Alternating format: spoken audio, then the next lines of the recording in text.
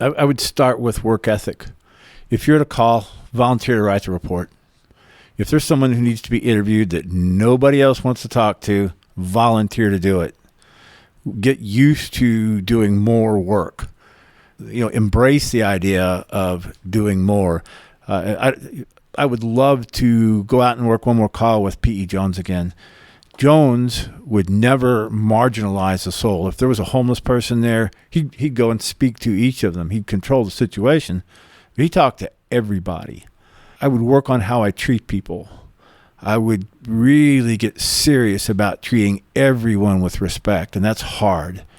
It's really challenging to think of other people that way, because a lot of people do things to make you angry.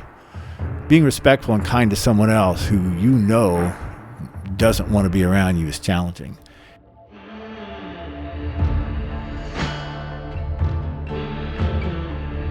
If you want to make any interviewer, from brand new rookie to most senior detective, better, teach them this. Ask an open-ended question. Ted, tell me about, explain to me, describe. Remember Ted, tell me, explain, describe. It's a principally open-ended question. Then let them answer and do not interrupt them.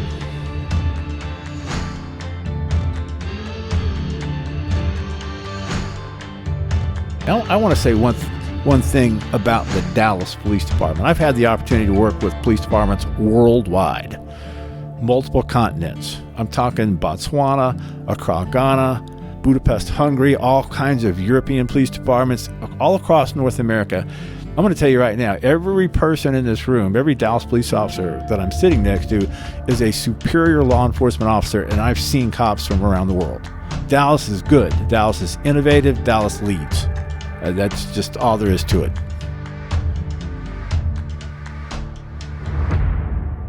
You're listening to the ATO Bridging the Divide podcast, brought to you by the Assist the Officer Foundation.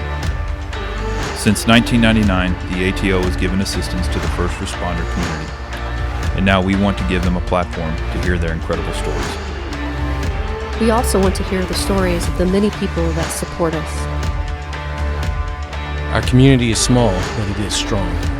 We have differences. We don't always agree, and we all make mistakes. But together we can grow, we can heal. And we can learn from those mistakes. And together we can bridge the divide.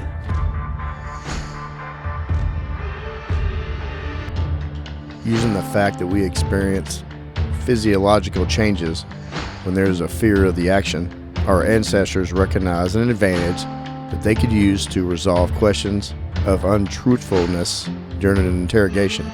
One of the physiological observations that were made concerned the dryness of the mouth that occurred when someone was deceptive. In China, circa 1000 BC, individuals were told to place uncooked rice in their mouths and hold it while they were questioned during the interrogation. The truthful individual whose mouth contained saliva would spit out wet, globular pieces of rice, while the deceptive individuals would spit out the dry rice kernels. Supposedly in Africa, suspects were asked to pass an ostrich egg to one another, and if one dropped, it was the guilty party. The physiological basis of this test was probably the idea that the more nervous the individual, the more likely the egg would be dropped because of their fear of detection. During the Middle Ages, people turned to torture and humiliation to extract confessions and punish the transgressors during the interrogation process. Then in 1692, the famous Salem witch trials began in the United States. These trials resulted in the hanging of 19 men and women. They were accused of being witches. Some said that witches would be identified by being bound and thrown into water. If they came to the surface and floated, they were a witch. If they drowned, they were the innocent. In 1880, New York City detective Thomas Brenz coined the phrase, the third degree. The first degree was the policeman who apprehended the suspect. The second degree was the investigative detective.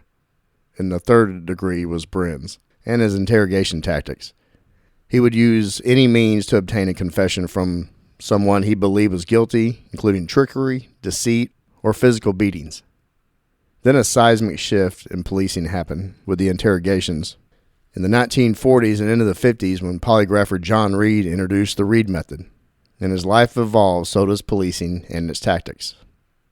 Over time, certain tactics and methods will eventually show weaknesses, and new tactics must be presented to protect the rights of all involved. Today's guest graduated from Plano High School in 1979, graduated from East Texas State University in 1984. He put himself through college, earning money as a cook, and was a cook at the original restaurant known today as Chili's. He's been married to his boss, Julie, for 39 years, father to 2 adult sons, and now enjoys retired life in Florida as a fishing boat captain. However, before he donned the captain hat, he served the city of Dallas for 28 years, 15 of those in Dallas homicide. Today he is taking a break from that boat, joining us in the studio to talk about a topic he is an expert in: interviews and interrogations. ATO family, please welcome Dallas badge 5558, retired Dallas PD Detective John Palmer. Detective Palmer, welcome to the stage. Retired Detective Palmer. Yeah, I hit on that in the intro. I want to welcome on special guest co-host. She's back to the mic, Andrea Isom from Dallas Homicide. Kent Wolverton's here.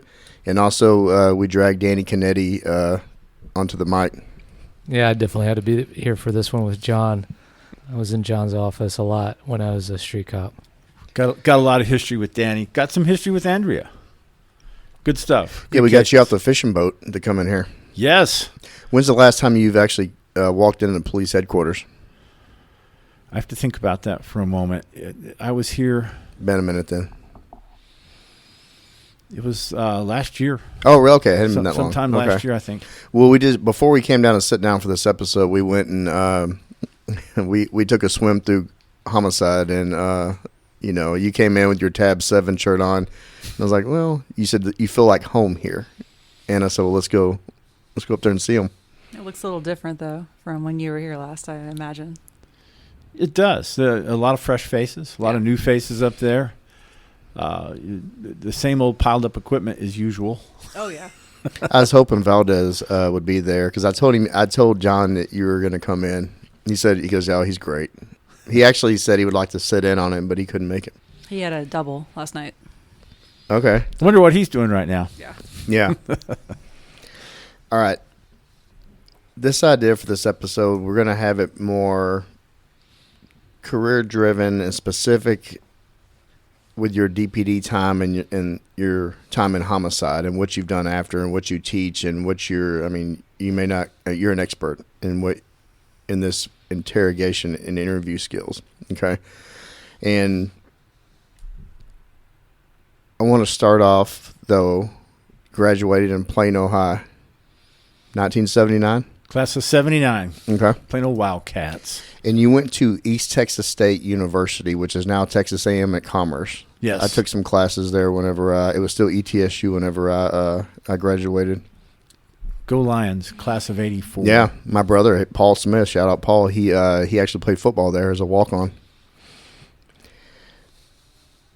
You want to tell us about when you hired on. You graduated in class of 84, but you started DPD when?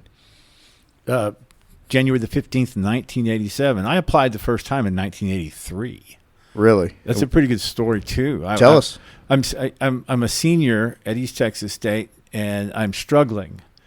And I'm not 100% sure I'm going to graduate. I was an awful student. And so I was studying to be radio, television, production, engineering, that kind of thing. And I had low confidence. That's where I was headed. And so I was engaged, and I brought my then fiancée. By the way, a shout out to my sweet wife, Julie. Our 40th wedding anniversary is in August. And Congratulations. Congratulations. That's a long time. She should get a hero bar for putting up with me and the rest of the Dallas Police Department. We can make that happen. We can ATO can put something together like There that. should be a spouse bar, I feel like. Yeah. We're putting up with, like, Yes. especially, like, people I work with. She was a teacher too. Yeah, she taught with Preschool teacher. Oh, wow. She taught with Danny's wife for a while. Oh. Yeah. I didn't know that. His wife and my wife had worked together at the same school. That's awesome. Two adult son or kids. Okay. Yes, two sons. Two sons.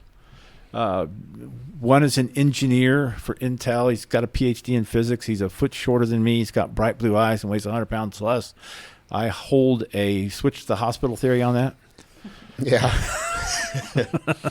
Hey. And my other son is an adult with autism. He still lives with me. He's a graduate from Dallas Academy. He graduated from Texas A&M. He was the valedictorian of his high school class. And he presently works in an old folks home where he's a floor technician.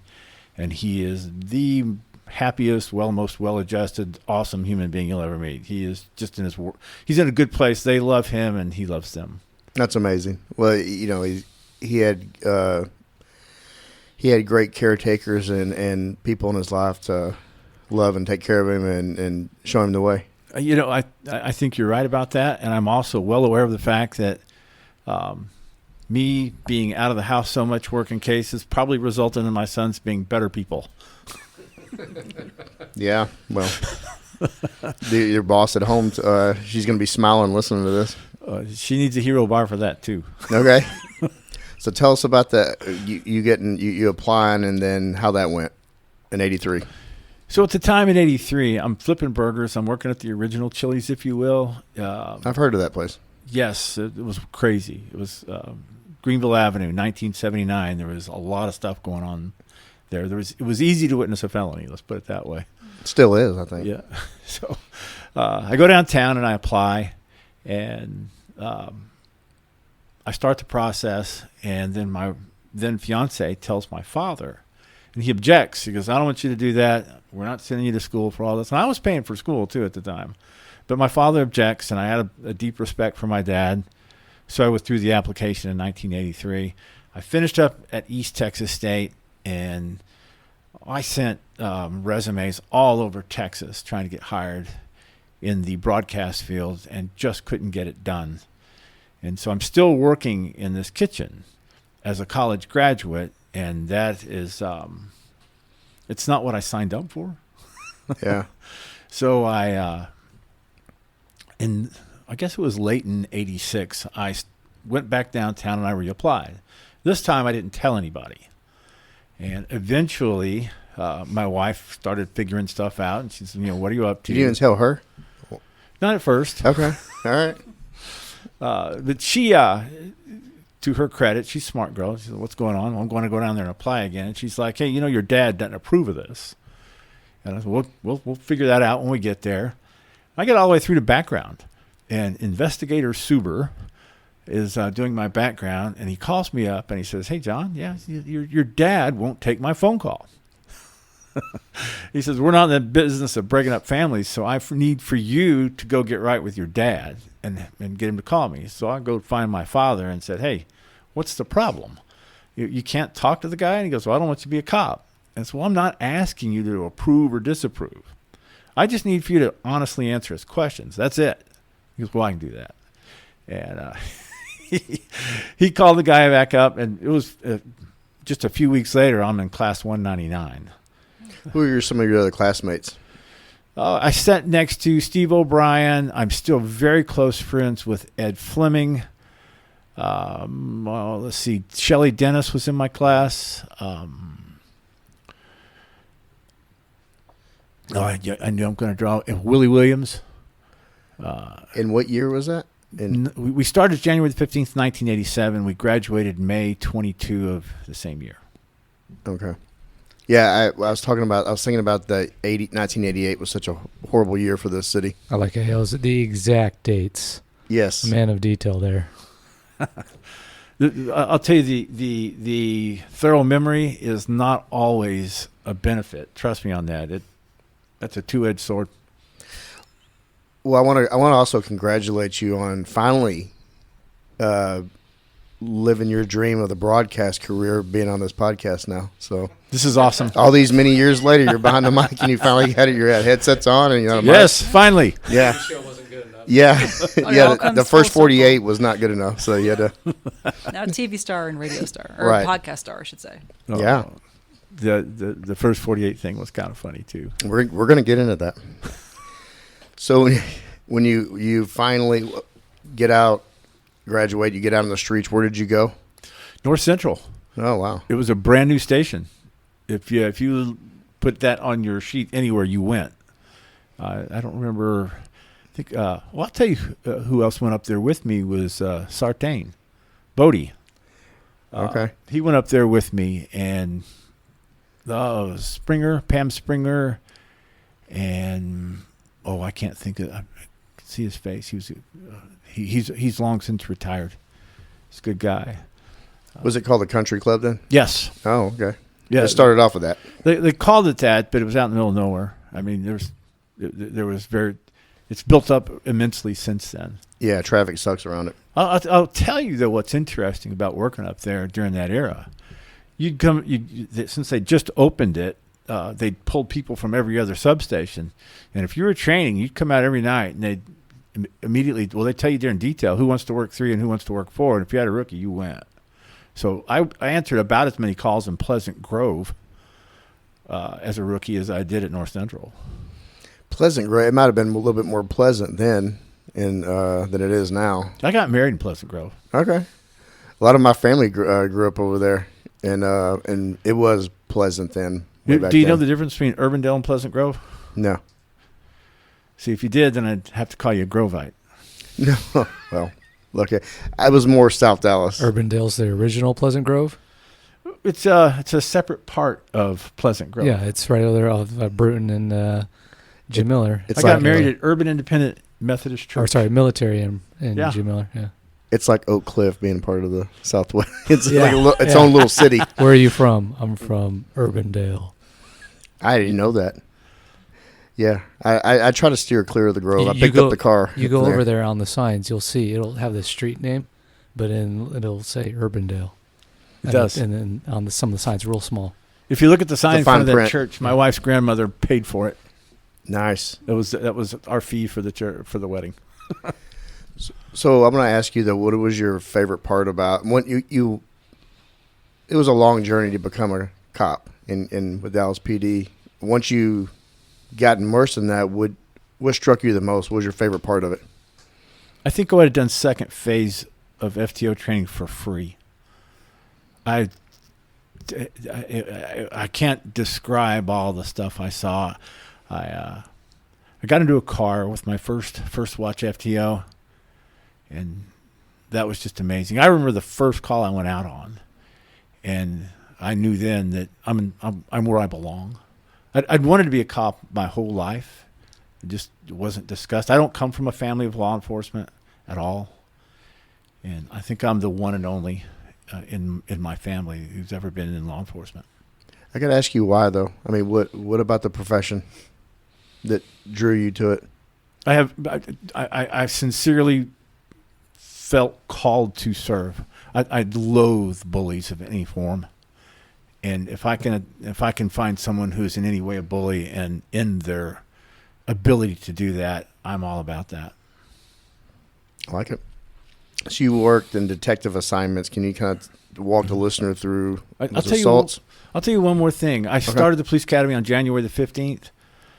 And on January the 14th, I told my dad I'd be a homicide detective. How did that go? He shook his head. You know what shocked me about that? They issued all the gear the week before I started the academy. I came home with everything, including the gun. I had all the uniforms. I hadn't even started the academy yet. I had all that stuff. Did you trade that gun in at the pawn shop temporarily for cash, and then later, like some officers may have back in the day? Yeah. I'm telling you, I had the last shift at the restaurant on Tuesday, and I started the academy on Thursday. I got one day off in between, so I didn't have time. I was busy doing laundry. So why homicide? Why did you want to go that route? I can't stand an unsolved puzzle. I have the need to figure out what happened.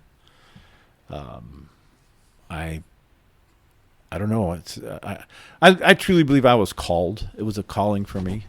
I'm not saying I was really good at it, but it's a need I had within me that I don't fully understand. Well, I'm saying you're really good at it, so you don't have to because you are. Yeah, kind, listener, thank he is extremely humble. So, when did you start homicide in Dallas? I started in May of 1998. Okay, who were some of the major players up there whenever you got up there? Well, I have a huge respect for Larry Lewis, Gary Kirkpatrick, God rest his soul, Dan Triple, Jesse Trevino was up there then, Ken Penrod, massive respect for Ken Penrod. Carlton Marshall transferred out. He got promoted, and I took his spot. Let's see, Steve LeWillier was up there. Linda Irwin. Oh, Linda Irwin's a very cool human being. I learned a lot just being near her. Dan Lusty. I love me some Dan Lusty. Randy Laboda, Jackie Brady, Anthony Wynn, Marvin Ned. I'm going to tell you, working with Marvin Ned, straight up fun. He is one of the original shit magnets. I watched him get assaulted in front of the elevator at the courthouse once. In the courthouse. He got attacked. I watched the guy run up and attack him. It was awesome. When you got up there, what was the reputation of Dallas homicide? I mean, we've talked about it before with Detective Isom's episode, going back to Captain Fritz days, of the reputation of this unit and this department and city. What was it like whenever you got up there? There was big expectations that you were going to work hard. That's one of the first things they were interested in was your work ethic. They wanted to know that you're going to be thorough and diligent. They don't want you to complain, yet they all did. They just don't want you to complain about the job. They were complaining about everything else. I was my first trainer up there was Dan Triple, God rest his soul, and the lieutenant at the time was Waldrop. And Ron Waldrop pulled me into his office, and he was very blunt with me. He said, "Look, I'm going to read every document you write. I'm going to look at all your work for the first 2 years." And so there is and ought to be a lot of scrutiny. A lot of these cases you get one chance at, just one chance. And so they want to make the best of that chance. There's, I would describe it as an unspoken, unwritten commitment. You need to be committed to this process. You're committed to someone you never meet. And you're gonna, like the vast majority of people who become homicide victims, contributed to their own demise. And so you kind of got to have an open mind. Who was, as far as your training went, whenever you started, who influenced you the most early on? That's difficult to say. That's difficult because we worked as teams. There was just I was surrounded by so many good people. I think it's fair to say that P.E. Jones, he was in robberies at the time. I can remember the moment where I decided to become a better interviewer. I just interviewed someone and it had gone very poorly, and I'm walking out of the building and I'm with Jones, and I asked him, give me some feedback on that, please. And I knew it would. Jones wasn't going to sugarcoat anything. And he asked me one question. So I just got one question for you. And I said, "What's that?" He goes, "Do you really think that you listened to that person?" And I internalized that. And I think that there are some pivotal moments in the homicide unit where things actually really start changing. And it's 2003 when we first occupied this building. I was over at 106 prior to that. We moved into this building, and in 2004 we began recording all of the interviews on video. So prior to that, you had to ask somebody else for feedback. And so in 2004, you get the video and you can start watching it. And that's super awkward to watch yourself talk to someone else. You guys should know this doing these interviews. The sound of your own voice coming from a different source in your own head is somewhat awkward, right? And so now you're watching yourself and you begin to realize, wow, I should have just shut up and let that guy talk. I cringe all the time at my voice when I hear it on the radio. I understand. That's how you sound to everybody else is not the way you sound to yourself. No, I learned that early on with the old answering machines when somebody at the home and just sound like an idiot and have to record it 20 different times to make it sound even somewhat presentable. But something like this it's out there. You just got to say, hell with it. This is how I talk, and it's just going to let it go and get over it. Get over yourself. That's what I tell myself all the time. That's sound advice for all police officers. Get over yourself. Yeah. It's kind of carried me through all these years. Whenever you got up there, did you have a natural knack for anything that you noticed that stood out? We're going to get into your interviewing and that process for you, but did you have a certain skill that you noticed naturally early on that you were fine?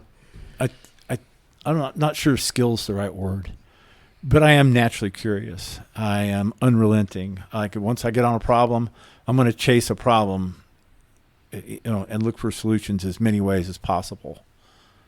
And that I think that mindset, not necessarily a skill, if you will, is what, I don't know if it distinguished me, because I was a lot of very good detectives.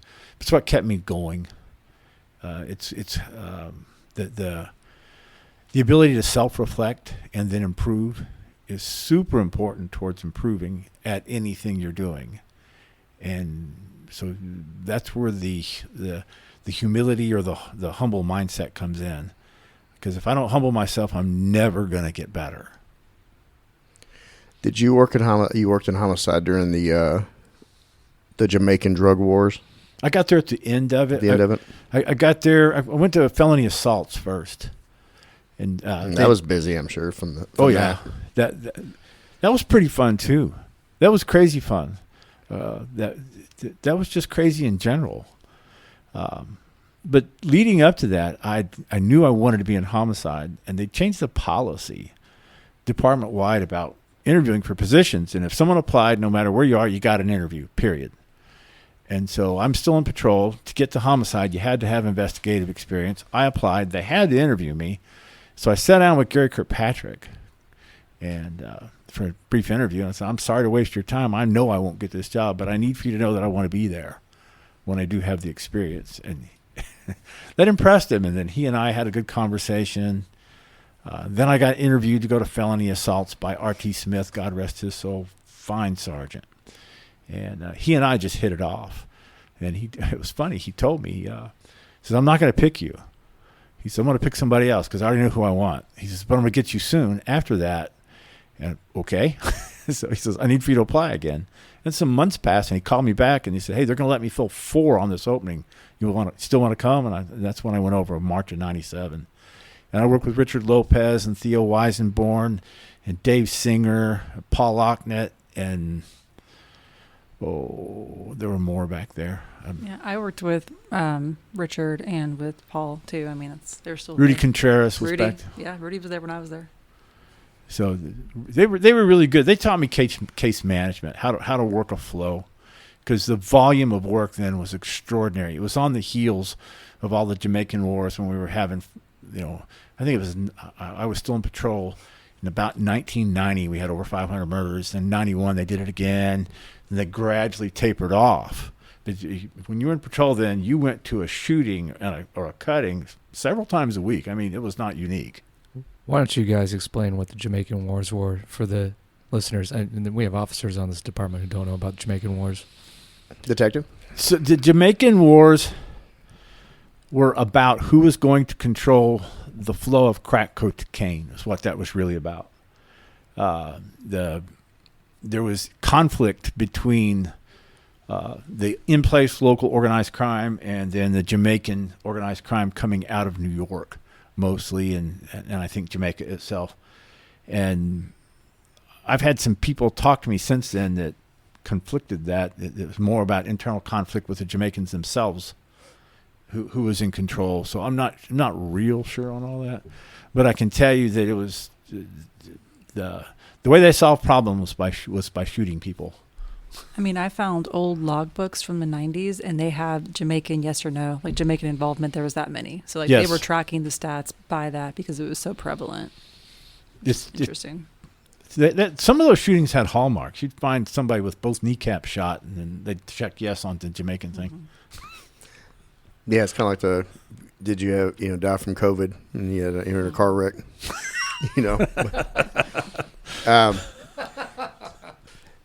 John, how many, roughly, I know you don't give me an exact number, but how many homicide cases do you think that you were lead detective on in your time with Dallas? I actually don't have that number. I never quantified Ballpark? it. Ballpark? About 140. Okay. Are there a couple that stand out that you can kind of walk the listener to? Because there's a lot of people out there that they love true crime stories.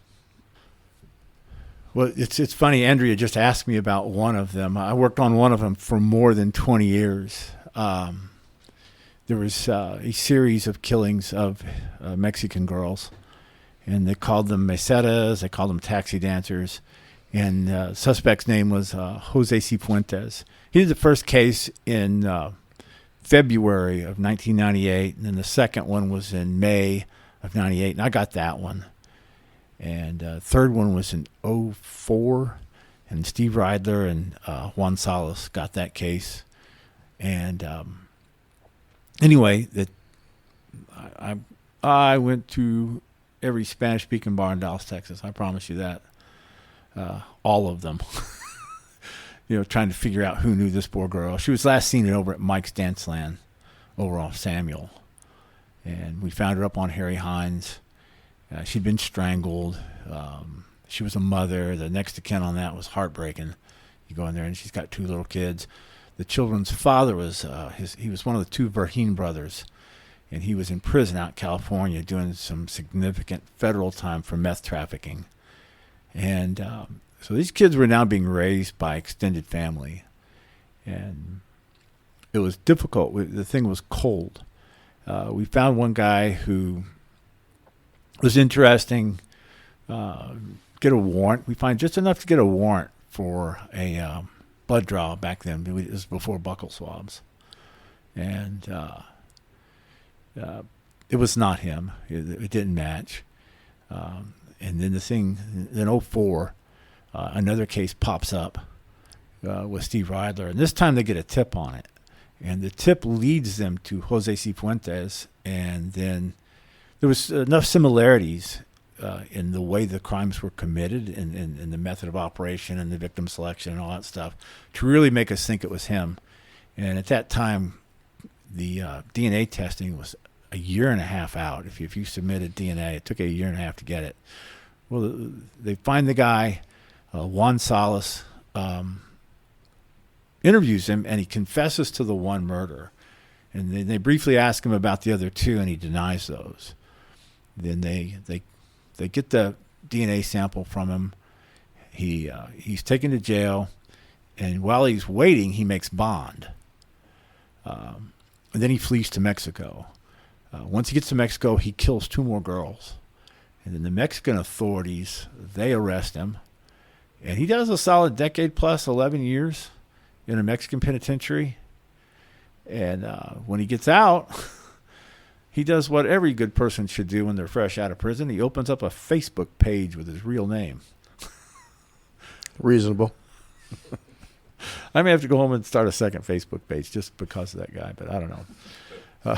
Anyway, Noe Camacho up in Coques did a fine job, finds this guy, and I think it's him, and he's sending me these pictures. You think it's this guy? And I don't know if it's this guy. I haven't seen him. You need to ask Juan.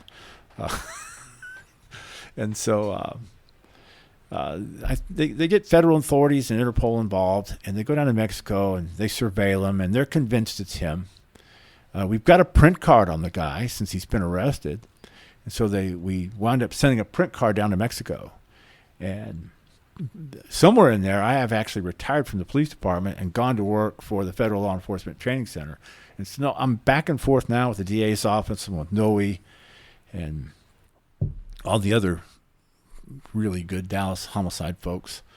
And they conclude it's him, and they start the process to extradite him, and they bring him back. And I was actively involved with that thing from 1998 until it was adjudicated in 2020. How many homicides was he good for that you know of, or think? In Dallas, 3, total of 5 that we're 100% sure of. I think Juan did a very interesting interview on him. We call a timeline interview. Mm-hmm. And can you describe that right now? Yeah, please. Yeah, you can just what a timeline interview is. There's a lot of listeners that may not be aware of that. We're during a timeline interview. We're not necessarily interested in getting you to confess. What we're looking for is information. Like we don't need this guy to confess again. We've got one on you that's pretty good. We're 100% admissible. What we're looking for is more victims, more evidence, things like that. And so Juan starts off with asking him about, all right, we want to know where you're working, and we want to know what clubs are you partying in. And so we take those 2 factors right there. And third thing was who you're running with. Who are your buddies? And he actually doesn't go fully sequential. He starts it off with when you first arrive in Dallas for the very first time, which would have been about 1997. And he's working as a mechanic, and we knew that about him, that he's an auto mechanic. And they find the third victim, by the way, in a salvage yard on a car where he'd been pulling parts. And so you get him to talk about what clubs he's in, and you look for points in time. And what we're trying to do is collect facts, and we're mining his memory. And it's going real good. And they get right on through to the part where he flees back to Mexico, and he openly is admitting all these things. And the whole time, Juan is just really very carefully building rapport. And when we say rapport, it's not like they're becoming buddies. They're gaining a very high level of cooperation. Well, he's conditioning the guy to speak. He's conditioning the guy to have some control of the interview. He's giving him all these things. He's just guiding him. He's giving him boundaries on these timeline, right? And so there's more and more information. And then the guy gets curious and goes, why are you asking me all these questions? And Juan just says, look, dude, you know what this is about. That's all he says. So... yeah, it's a moment where there's a principle called dissonance. Have you ever heard of dissonance? Cognitive dissonance is where your stated goals or your stated beliefs are different than your actual behaviors. So I'm saying one thing and doing something different. So this guy knows in his head he's been killing people here, right? But we're not asking him about that. We're asking him about all the details. And then he goes, well, what's this about? Well, he knows exactly what it's about, and Juan addresses that dissonance. You know what this is about? Mm. And he goes, it's about the girls, isn't it? He goes, yeah, it is. Well, let me tell you about that. And he confesses 5 murders to Juan Salas.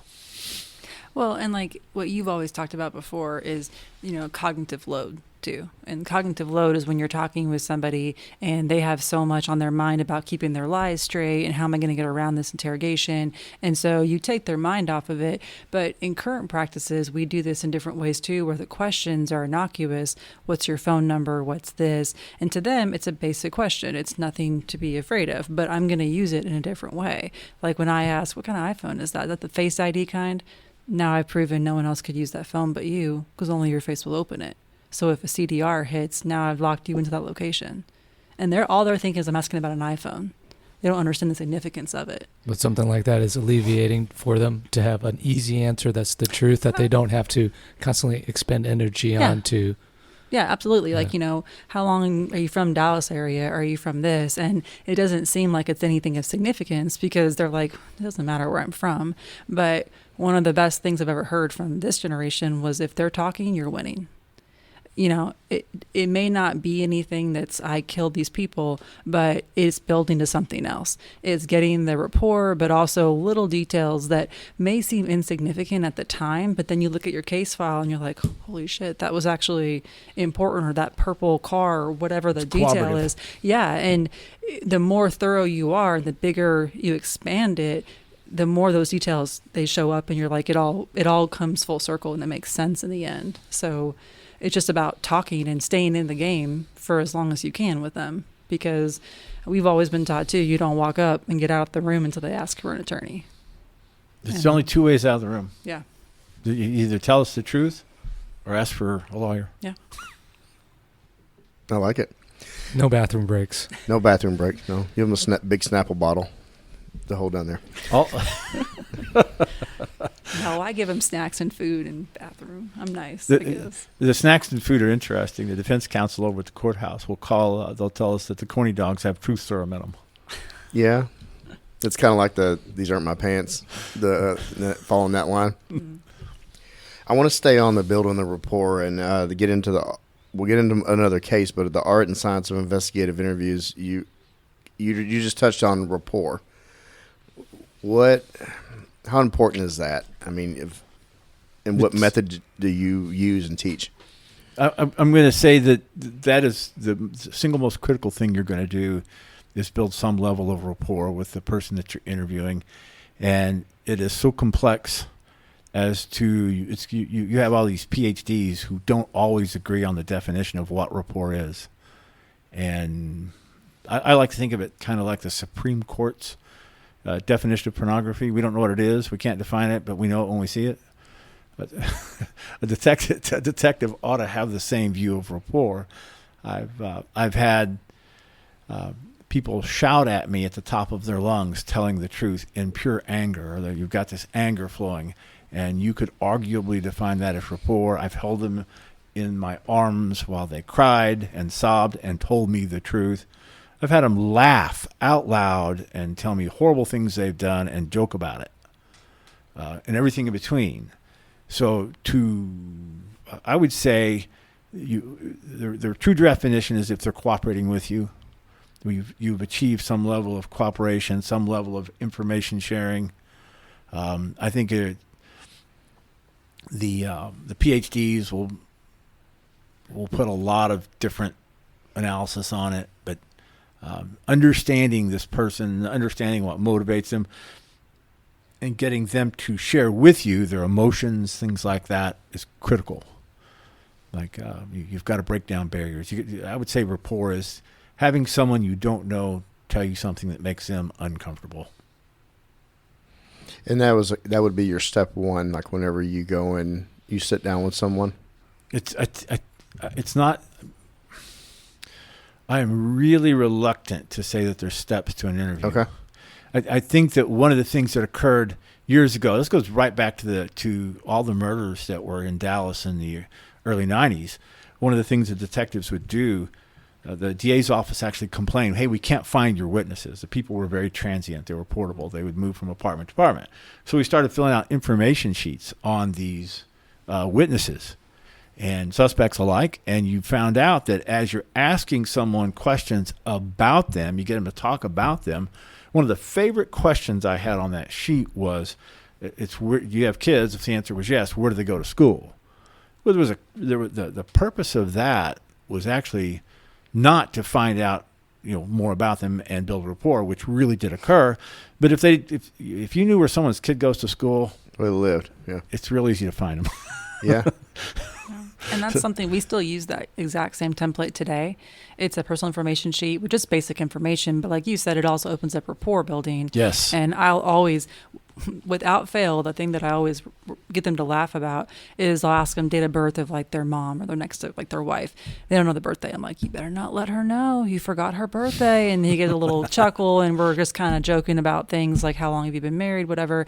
And so it just, again, takes their mind off of things. And it's an easy way to make a joke without just, making a joke that makes no sense, and talking about the kids and, oh, those are a handful at that age, right? Or terrible twos, or you got teenagers, I bet you got a lot on your plate. So it's an easy way just to kind of shoot the shit, if you will, with somebody when you're in there for something really serious like murder. I absolutely agree with Yeah. you. That's why she's here. I learned from him. So what's really changed during our lifetimes is quite remarkable. In 2008, 2009, the federal government takes some real interest in why what works in an interview room, and they begin studying what works in an interview room. So look for data. You've got they want to statistically analyze things, and so they start looking for interviews, and they do a process called behavioral coding. They'll view something, and every time the interviewer is, say, empathetic, it gets a mark. Click. If they're accepting of something, it gets a mark. If they're maladaptive, that gets a mark. If they're rude, that gets a mark. If they interrupt, that gets a mark. And they quantify lots and lots and lots of different things all at once. They begin quantifying this. And you can statistically analyze what goes on in an interview, and you can start figuring out very quickly what works poorly and what works better or what works well. And so that's when the stuff really starts getting interesting over time. And one of the things they looked at was the use of this personal information sheet. Dallas is one of the places that was fortunate. Back in 2004, we started recording these interviews, so we are a good source of data. And that data gave us access back to these studies. So before you even have this interaction with them talking, just the information they're putting down on the sheet, pulling information from them from simple questions on a piece of paper. Absolutely, yes. It's one of the things I love about Dallas PD. You've been out there, Danny, with us when I've got a picture of you standing on the front yard of a dope house, and there's like 4 or 5 guys in flexicuffs, and there's some of your SWAT buddies, and Metro Squad's coming in there, and they're already picking these guys up, and they're starting to build rapport with these guys. They're lowering their emotional arousal well in advance. You and I both know it's a training operation for interviewing. They're going to go get interviewed later on. Sure. But understanding how to treat people and treat people with respect and dignity up front is critical. And I'm going to go off topic slightly. I want to say one thing about the Dallas Police Department. I've had the opportunity to work with police departments worldwide, multiple continents. I'm talking Botswana, Accra, Ghana, Budapest, Hungary, all kinds of European police departments all across North America. And of them, you learn one thing if you're a Dallas cop. When you're at Dallas PD, you look in and you see all of the infighting and you see the conflict, and you draw this opinion of Dallas PD like, oh man, we're just barely getting by. Then when you step out and you compare how Dallas works to all these other PDs, you realize how good we are. I'm going to tell you right now, every person in this room, every Dallas police officer that I'm sitting next to is a superior law enforcement officer, and I've seen cops from around the world. I know I'm off topic, but Dallas is good. Dallas is innovative. Dallas leads. That's just all there is to it. No, the command staff that listens to this show, they're going to like hearing that. So for recruiting purposes. No, I'm proud of this use department. That soundbite as yeah, they're going to have that, and the recruiter's going to use it. They're welcome to it. I'm telling you, I've seen cops from all over the place. And I got off topic about rapport building. No, you're coming from a guy that you have traveled the world seeing law enforcement, and you could speak on that more than anybody else that we've had on. Thank you. You're welcome. I'm very proud of my time here. We're proud of you. That's why you're here. Active listening, how important is that in an interview? If you want to make any interviewer, from brand new rookie to most senior detective, better, teach them this. Ask an open-ended question. Ted, tell me about, explain to me, describe. Remember, Ted, tell me, explain, describe. That's a principally open-ended question. Then let them answer and do not interrupt them. Remember the statistical analysis? Law enforcement worldwide, on average, takes about 7 seconds to interrupt someone once they've asked the question. They'll want a clarification. They'll want a detail. If we could just get people to quit doing that, let them talk without interruption, and then do not judge them for what they say. Yeah, and I think part of why we interrupt is that a couple of reasons. We don't like dead silence. That's the worst thing in the room, is you're just sitting there and you think that if you interrupt them, they'll go ahead and answer quickly and not think of another excuse. But like you said, when you give them that time, it's a show of respect to them, and that you take them seriously. Now, to your point, I'll let them talk knowing that they're lying and story locking. And personally, I do a lot of mirroring, and I do a lot of, like I'll say, and I'll shake my head yes a lot, not even really subconsciously, but to their mind, I'm buying what they're selling. And I let them keep, right. And so I let them keep going with that. And I think that's something that a lot of females do, especially, is that we just kind of nod along politely and have a smile on our face. But it cuts them go somewhere. And then, like I said, you get the whole story out, and then you come back and break down the lies later. But there's so much more giving you information when you're not being maladaptive and just cutting them off. Like the days of the light in someone's face and screaming, those days are over. We don't scream and just, you did it, and like you don't get anywhere with that. Well, I'll characterize it this way. There were occasions in the past when those kind of tactics did work, and they worked under heinous crimes. Yeah. But when you step back and you look at what works better, well, and you can always build up to that if necessary, but Yes. it's very hard to start out that way and go backwards. Rapport-based interviewing, I'm telling you, is just statistically far more effective, immensely more effective. And then you can get into some variations on technique and strategy. Did you have a certain style? And I'm sure it varied and tweaked for the person you were in front of, but did you have a style that you used and kind of an old self-template?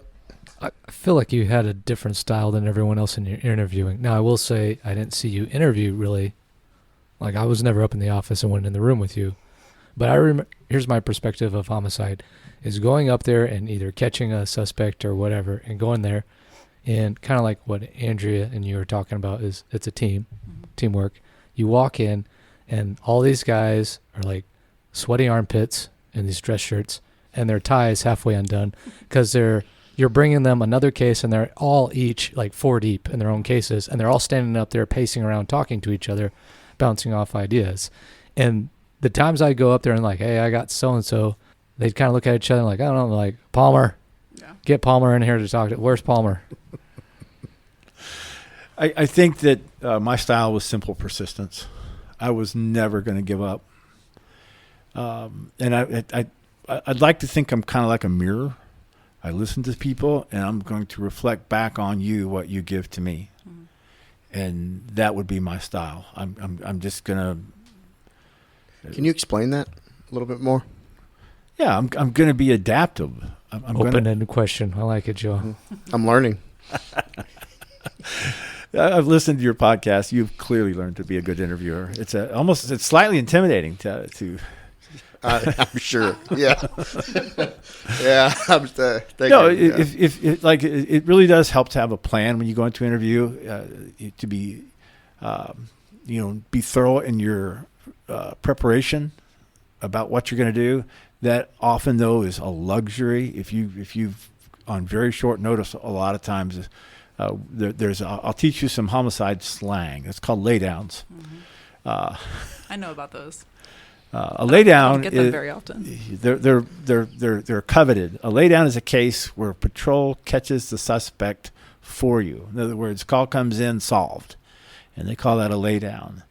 And everybody loves those. Trust me, because the downside of that is you've got to pack a whole bunch of work into a very short amount of time to get going into the interview. You've really got to figure out what's what. Before you begin, and that can be a little bit challenging. It's fair to say with those cases that sometimes the interview is not critical. I can tell you that you get over to the DA's office, they want the interview. They want a good statement.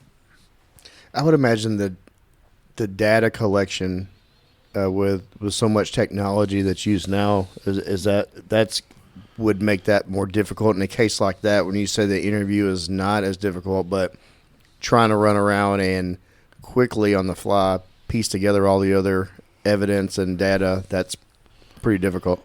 I will give you one more thing that's changed remarkably during a career. When I first came to homicide, there were no cell phones.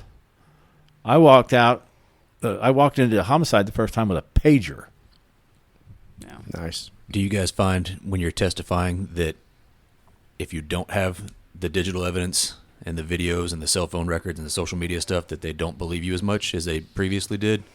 Yeah, I mean, like with the last 20 years, all of the shows, CSI and SVU and all these, they know, like, jury members, they know about all these things and they want everything as much as possible. And then I started in 2015 and we were just getting Facebook records at that time. And now add Snapchat, Instagram, geofencing. I mean, it's easy to have over 500 gigabytes of data on a case. Yeah, it seems more like you're presenting the evidence more than you are telling your side of what happened at this point. You know, it's changed the way we have to testify, because it's no longer, this is what I observed and this is what I found. It's, here's all the evidence that supports everything that I just said. That's really more of Andrea's world. I actually left homicide at the end of 2012, beginning of 2013, and I went to training. And so I did not carry quite the same level of burden on digital evidence that they did. I like when I first got there, I went to Dallas Police Academy, the words DNA were never spoken. Things changed rapidly during my career. There's this explosion of technology was very interesting. We'd get blood types. In other words, with the same blood type as this person, trying to exclude people, not necessarily include them as an evidence, but try to like exclude them as an evidence, stuff like that. Just to rule them out, basically. Yes. And then the DNA popped in and the cellular stuff. And I was, you talk about a remarkable case. I remember quite well the first time that a cell tower dump from Metro PCS was done. It was in Dallas, Texas, and the detective was Rick Duggan. Rick was a very thorough detective, and there was a robbery up on 75, or just off 75. There was a guy, he was going around to the clubs at night, and he'd take their deposits, and he was a courier, and he would go to this bank by morning, and he would make a deposit and a night deposit. He was an armed guard in a uniform. Well, these guys had surveilled him. They set him up, and they shot and killed him during the robbery.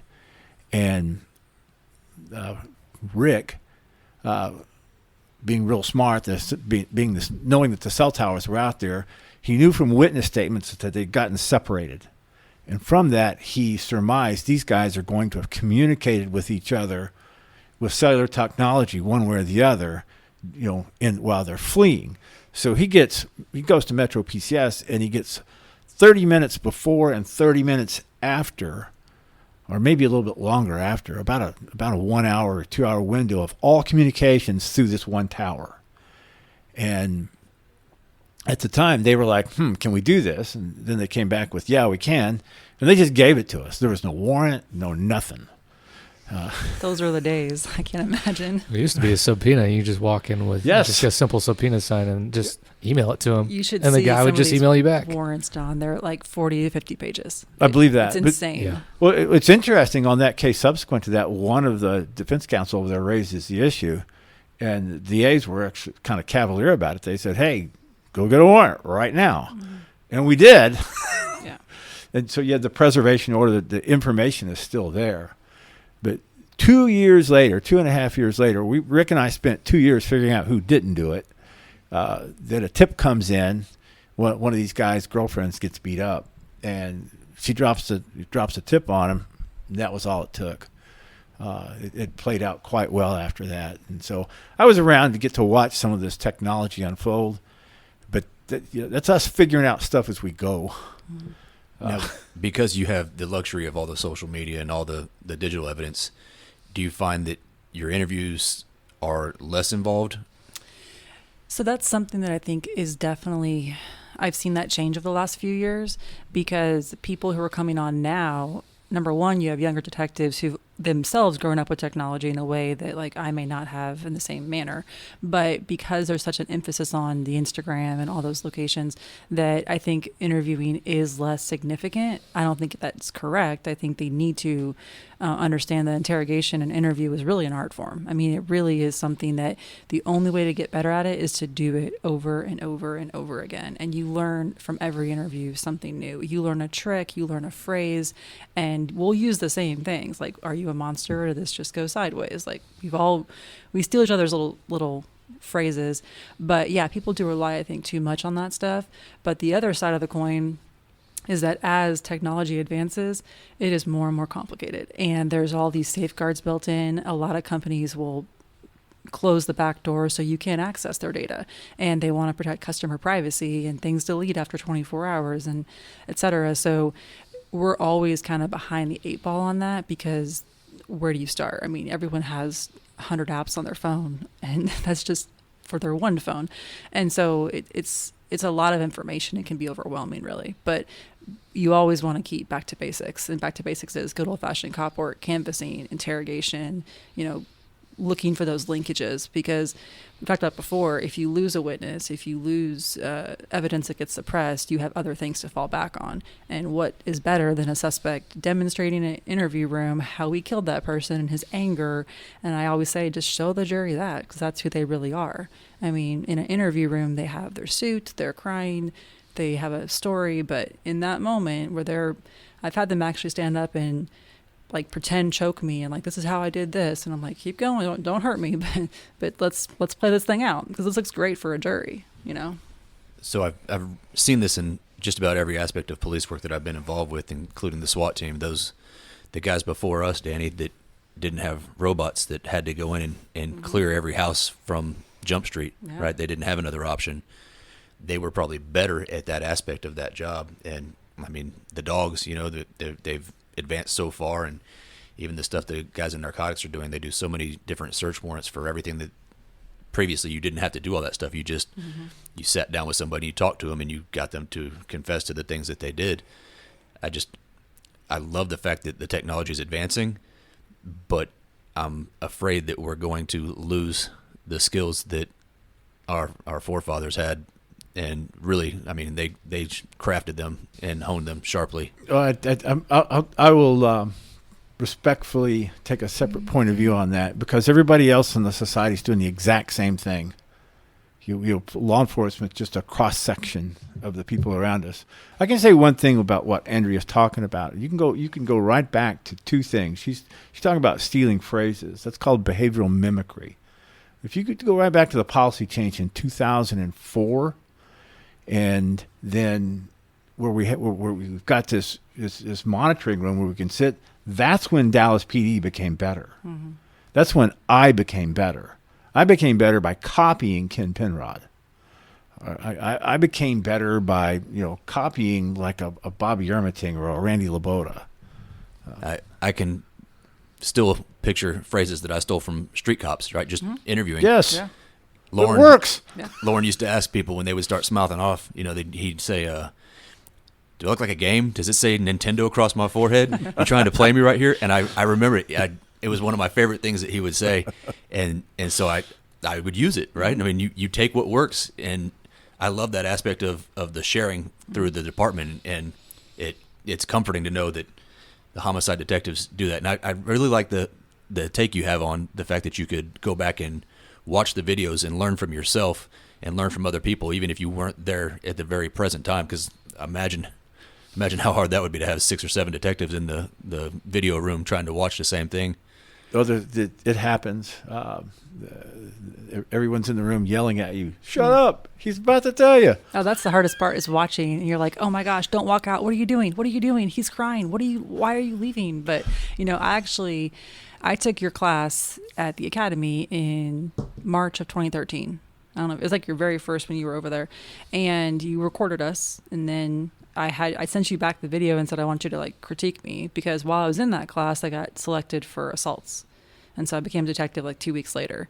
And so you were already out of homicide, but I knew you were one of the senior people. And so I had you watch my video and give me some tips. for the future. So we're trying to like pass on what you guys did to the next generation because they never get to work with you. And I never worked with you as a detective, but I was a patrol officer on your scenes, and I would always be that pesky officer just like asking a million questions and wanting to know how are you going to solve it. And so Yeah, I think you did a cycle of training on interview tactics and techniques. Mm-hmm. Was that 2013? 2010 is when I think yeah. was that when you started the academy? Yes. Yeah. And I mean, you I- can look, use I that stuff gotta at give- home. Yeah. I use I've it gotta on your give- on your spouses. I Oh, mean, yeah. I've got to give some credit here. There's a remarkable moment in Dallas PD history where two people change the course of Dallas and really the whole federal law enforcement system. There's a guy who was a Dallas police officer in the early 80s named Scott Donovan. And Scott went on to have a very stellar career with the United States Secret Service. Today, Scott is the director of the International Law Enforcement Academy in Budapest, Hungary. Scott was a polygraph examiner, and he is a highly skilled interviewer. He is one of the best in the world. The other one is Kevin Navarro, of all things. If you talk to Kevin Navarro, you should need to set aside a little extra time because nobody can talk. Well, more than him. I've talked to him about coming on. He will come on. Let's put it that way. Oh, let me be here. Yeah. Okay. Good to know. Yeah, because it's just not even the homicide stuff, but the RBT and everything. Yes, The pursuit class, all the everything. training. Yeah. Kevin changed the way law enforcement interviewing training is conducted across multiple agencies. Scott Donovan and Kevin were both in the same academy class together at Dallas PD, and so they're at a reunion and they have this idea. Hey, Scott is now at the Behavioral Science Division at the Federal Law Enforcement Training Center. Kevin is in Training Division at Dallas PD, and it occurs to them that they don't. There's not a lot of good advanced interviewing training going around, and they get the idea to go interview inmates at the penitentiary, and they get hey, why did you confess to this guy? Then they go back and get the interrogation videos, and they go back and they interview the detectives themselves. Well, I was one of the ones that they interviewed, so I can't sit here and take credit for that. That's like I was very fortunate to be involved, but the ideas from this came right out of the head of Scott Donovan and Kevin Navarro, and if you guys are listening, I love you both. They are very dear friends. I just text Kevin a picture of you sitting here, and I've been trying to get him on for over 2 years now, and he's so busy, and it's hard to get him locked in. He wants to do it, but All you got to do is send him a message and say, "Here's the date and time. Be there." I mean, that's the way it kind of works with people who are that busy. yeah. Yes. Well, no, I want to get him on, and Give him I wanna- two choices. Give him two choices on 2 dates. He'll pick Yeah, one. exactly. Yeah. well, he doesn't. Like you said, he changed the landscape of training here in Dallas PD and Immensely. beyond. He if you look at the way that we haven't talked very much about the Federal Law Enforcement Training Center. We're about to. There are 124 partner organizations. In other words, there's 124 different federal agencies that send law enforcement personnel there to train. They've got campuses in Glencoe, Georgia, Artesia, New Mexico, Charleston, South Carolina, Cheltenham, Maryland. They train thousands and thousands of law enforcement professionals. And Kevin and Scott altered the way all these folks train when it comes to interviewing. I mean, you can't understate that. That's why we got to get him on. Absolutely, yes. Okay, this again, Kevin. You're going to listen to this. Let's get a date and set this up. Talk about the training that you went into when you just mentioned it. Well, the Dallas PD is also highly unique in some aspects. When you go out to the Federal Law Enforcement Training Center, they have at their disposal FLETC has 500 role players, 500 of them. And so they do these mock interviews, their mock scenarios. They'll use role players from everything from situation-based training where they get shot at with blanks or marking rounds or whatever, and right on through to interrogations and victim witness interviews, all that stuff. When you come to Dallas, you are not getting that in the training division. I'm telling you right now. Often if you do, like my first idea for an interview interrogation class was to use, narcotics guys. These guys need to learn to act. We get them in role, stuff like that. Well, there's a problem with that. A good undercover guy does everything except for stay on a script. If you think about it, if you work in UC, the UC is not a script. You've got to be adaptable. You've got to change what you're doing. So when you get them in there, you give them a script, they'll do anything but follow that script. So it often turns into entertainment. That's real important in training, is to have good training partners. I mean, you see that in boxing and everything else, but it's same with the SWAT team. It's like we have a training objective, and whoever is that person helping facilitate the training with role playing has to do a specific job and script in order to achieve that training objective. You're absolutely right. I couldn't agree with you more. I watched it like, all right, these guys are having a great time, but they're not getting better at interviewing. Right. So what Dallas PD had an abundance of was actual prisoners.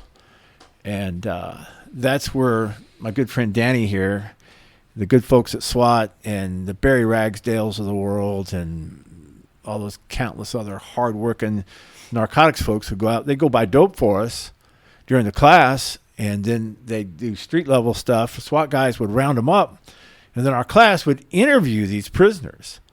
And I believe that to be the cutting edge of training there, where you're in. Like, what happens when a dope case goes bad at Dallas PD? Well, you get another one. Yeah, tell me I'm wrong. No, there are plenty. Often in a dope case, the detective has the narcotics detective has a low interest in the interview anyway. He wants to preserve his identity. He doesn't necessarily feel compelled to interrogate this guy. And we were in Georgia. It was a very interesting case.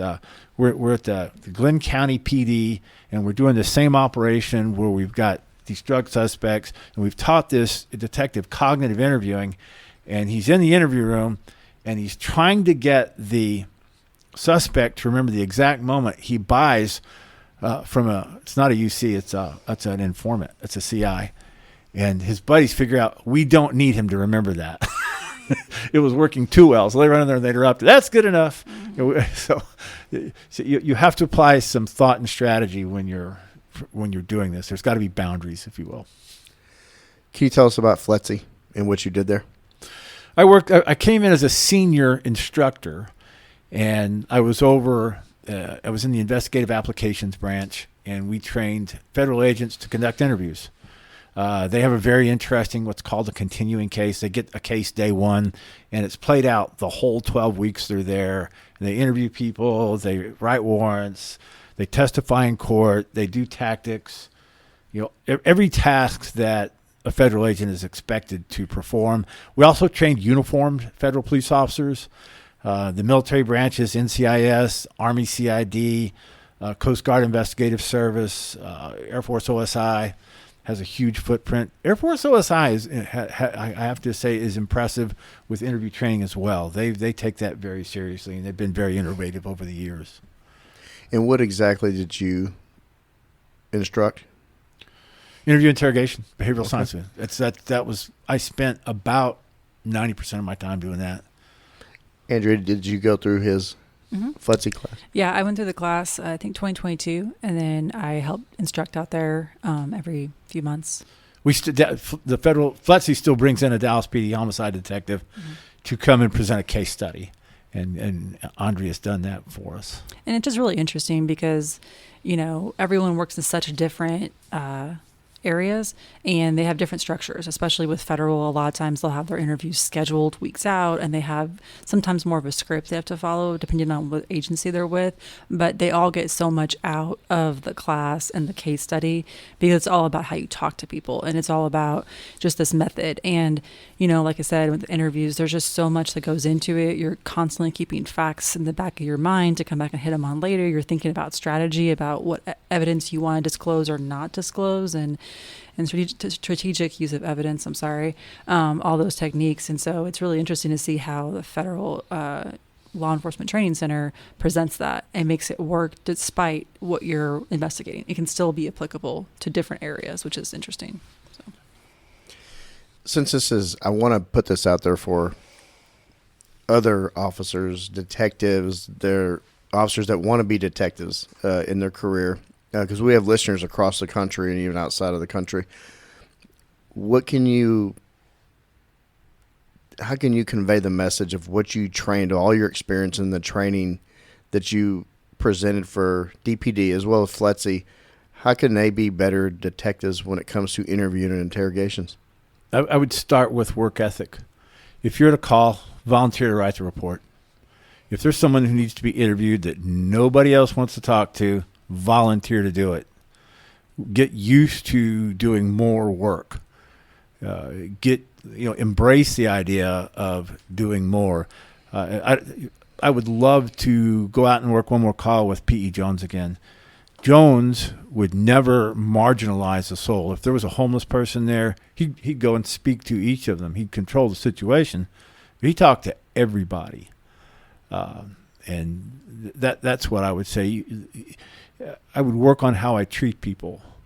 I would really get serious about treating everyone with respect, and that's hard. It's really challenging to think of other people that way, because a lot of people do things to make you angry. Being respectful and kind to someone else who doesn't want to be around you is challenging, and so you got to start thinking about that, how you treat people, and that and the old work ethic thing. I would seek feedback. I would go to training. And you have to be intentional about that, I would imagine. Just be intentional about being in the same room with somebody that, you have a good idea of what they did, but also treat them with respect and being non-judgmental. That's super challenging. One of the best interviews I ever saw was actually in Spanish, and it was Robert Arredondo, the chief over at Carrollton right now. And back in 2008, there's a guy named Edgar Murga, and he comes into a house, and he kills his sister-in-law, cuts her up real bad, and there's a child there, and there's two children in the room, and he cuts the little girl's throat, and her name was Daisy Arenas. She survives, and she survives to tell us who did it. But watching Robert go in that room and interview this guy and not judge him for cutting this 6-year-old was the cutest little girl. She was just as sweet. She is a genuine innocent victim. She has done nothing in the world to contribute to her own victimization, and yet he is going to treat this guy like a fellow human being with respect and dignity, and get a confession from him for that. That is not easy. If you're like me and you don't like bullies, the urge to reach across the table and go Dexter on them, you got it. Yeah, you have to suppress that. So, and it's moments like that you look back on, and you think you got to up your game. You've got to increase your level of effort. Speaking of upping your game, what is something that even patrol officers could be doing out there on the street, and then hopefully that facilitates something that can be worked on even better when they finally bring suspects up to homicide? Or what can they do in the street that assists their investigations, or any detective who will later interview these people? I think it's fair to say that we're just one mass casualty incident away from every uniformed cop becoming an interviewer. I mean, every police officer needs to be a very good interviewer. So one of the things I would suggest to patrol officers is, or even detectives, is understanding exactly what the interview is. What's going on there. You're actually working on somebody's memory. So understanding how memory works is pretty important to an interview. And so we ask ourselves a question. I'll ask you guys a question. How does memory get into your brain? How does a memory get there? Any thoughts, Joe? I guess that whatever the incident that happened was so traumatic to that person, and it impressed upon them, that's left the impression of that moment. You're close there. So when you talk about the trauma, often emotions will govern memories as well. But it's sensory input. your senses are collecting information all around us. Your brain is storing that information. And if you can very briefly touch on sensory input during an interview, you will get more information during the interview. So if the goal of the information if the goal of the interview is to collect more info for the purpose of solving a crime, if you will, or documenting a crime, then you need to be asking them not just what they saw. You need to be asking them what they heard. You might need to be asking them about, odors and smells. And it's super important is ask them, how'd that make you feel? And so those simple techniques right there, and once you ask those questions about the sensory input and how they feel, then all of a sudden you need to quit talking and let someone provide you with information. We patrol officers have a very powerful need to get information in sequence. We need it recorded. We need to report it back to us sequentially, and that's not how your recall works. It does. You don't remember things always in the order of occurrence. In fact, over the years, we brought witnesses up to capers and you'd interview them separately. If they told the exact same story, it'd bug us. We want a little deviation. We'd want a little bit of, if you will, discrepancy. Yeah, and I was going to touch on that too. I mean, one of the things I learned, I can't remember who, in this room right now, I'm seeing a different viewpoint than you are. We're both still here, but we're seeing different things or hearing different things or observing different things. And that's the point, is that we're not going to all have the exact same thought, but every piece of our viewpoints makes the whole room. You know what I'm saying? And with the memory recall especially, I think it's about being adaptive to how people remember it. It's not always that they're trying to lie. I don't know what time it happened. Okay, was it dark out? Was it sunset? Was it, Right. Working with them in ways that they can recall, it can get you to what you're looking for. Okay, let's go back to the beginning. Did you hear the gunshots? Were they coming from this side or that side? And that's how you build it. Because it's not always, it was at 8:04 p.m. and 3 gunshots north side of the street. But it doesn't mean that they're being unhelpful. You just have to find ways to get that information out. And you can if you just get creative and make sure you allow them to talk, like you said. If you want to take the interview a step farther, there's a really interesting PhD at Florida International. His name's Ron Fisher, and he's got a book out. Him and a guy named Geiselman, Fisher and Geiselman. It's on investigative interviewing, and they've discovered something in their research that people watch TV shows. They get their impressions from the cop shows and things like that, and so people in general draw an assumption. They bring an assumption to an interview that if it's important, he'll ask me. So they don't volunteer information. Yeah. So in if you think about it, even we as police officers do the same thing. Unless he asks me, if he doesn't bring it up, I'm not going to volunteer it. We've got on the stand testifying. Yes. So you've got to switch this this social construct, if you will, the social environment in the interview room is. You need to persuade them. I need for you to volunteer stuff. I wasn't there. You're the one that was there, and you have to encourage them to volunteer information that may not seem important to them, that could be very important to the investigator. It could be corroborative details. There's just. It's hard to describe. It's like if you ask why is there not more investigative training at the police academy? Well, we're assumed that the assumption is that most people can conduct an interview. Just hey, go get this information. That it's that simple, and that's just a social misconception that's not true. If you want more information, if you want better information, you got to practice getting better information. I don't think they practice an interview in basic training.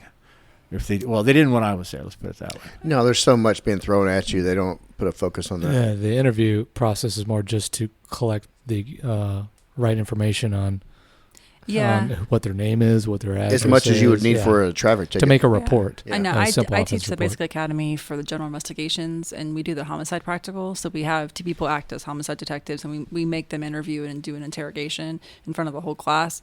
I was that person when I was a rookie, when Kevin Navarro selected me. And so the ones who get to participate. Weird. Kevin Navarro selected you I know. out of that whole I class. was never an angel. Okay, I know. You didn't need to be. Well, I think I may have to call you out on that one. So I'm not sure that's the truth. what? No, I wasn't. I did like one vice operation, but that was it. So, Only need one. well, I was never PVOC or anything. I love me some Kevin Navarro. I really do. So do we. If we get back on topic. Yeah, though, back on topic. Yeah. I think we were discussing sensory input, Mm-hmm. and we were discussing cognitive interviewing, things like that, and Fisher and Geiselman, and practicing interviewing. I think that if you got to pull back some of the assumptions, if you will. No, I have a note here about the science of memory recall, the importance of that. Can you talk about that? That is the essence of every interview. That's the goal. I need for someone to remember something and then report it back to me. And you find discrepancies within a timeline. What people don't remember things when they report recall, it doesn't always come into their brain in sequence. It can be out of sequence. It comes from different portions of the brain. And so as an investigator, you need to be able to sort that out, or even as just an investigating patrol officer investigating an initial crime like that. There's there's 2 very super interesting studies. There's one that's a little bit older that, if you look at what's the greatest predictor of whether or not a crime will solve, and that's the initial police officer's first report. So, if you're FTOs out there, require your recruits to write very thorough offense reports. That is one of the greatest predictors. Then there's another one that actually went to Houston PD, where graduate students followed all the detectives around, and they measured how they spent their time. And one of the studies was based on behavioral science stuff, social sciences. The other one was from the criminologies, which are actually different fields of academia. And the criminologists studied how these Houston detectives spent their days. Everything from sitting in traffic, talking on the phone, cataloging evidence, putting it in the property room, conducting interviews, going to crime scenes. The greatest predictor from that study on whether or not a case would solve was the amount of time spent conducting interviews. What does that tell us? Slow them down. Slow those interviews down. Be patient. Don't be in a hurry. Eliminate distractions. If you're conducting an interview and you've got a crowd around you, it's not a good interview. I know that there are exceptions, but if you're looking to improve a moment, slow it down, get some privacy, put some effort.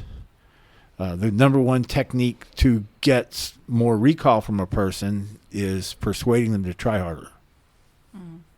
When it comes to memory recall, and keep in mind that I'm a dumb street cop and now turned podcaster. So you're a lot of things, but dumb is not on the list. So when you're doing memory recall, and if I'm a suspect and I am intentionally trying to skip parts in my story intentionally because I know my guilt and I know what I did, and I'm trying to I know that you're looking for certain things. Are there things that you're looking at in them and their story and their recall that you could fill in those holes they're intentionally trying to create in the story? Yeah. Yes. Absolutely. Yes. One of the things you'll do at the onset of the interview is discuss expectations. You're going to discuss what the word omit means. I'm going to right up front tell you, all right, have you ever heard of the word omit or omission? And if they say no, and they often will, you explain to them, if I ask you a question and you leave something out on purpose, I'm going to view that as you lying to me. So I want you to understand that in advance. And if you built some rapport with them, they're gain some agreement with them. Again, ask them to simply tell you the truth. I need for you to tell me the truth and tell it to me completely. We can agree to that. Yes. You gain a social commitment from them to be truthful. Is it always going to work? No, of course not. But it's going to create within them dissonance if they lie to you, yes, they've agreed to do or it. if they don't tell you something, it's going to create dissonance within themselves. Exactly.